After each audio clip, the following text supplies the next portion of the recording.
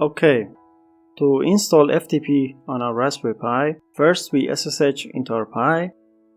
Then we need to install a pure FTP.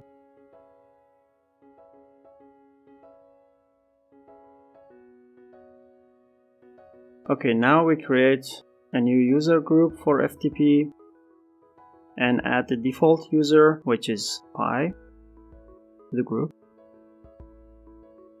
Now we make sure the directory is accessible for the current user over FTP. Let's create a virtual user named upload and map the virtual user to the Pi username and FTP group that we created.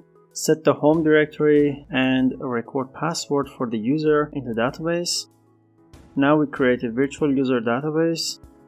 We restart the FTP service and we're good to go. We can test if everything is okay by trying to connect to the Pi with any FTP client tool.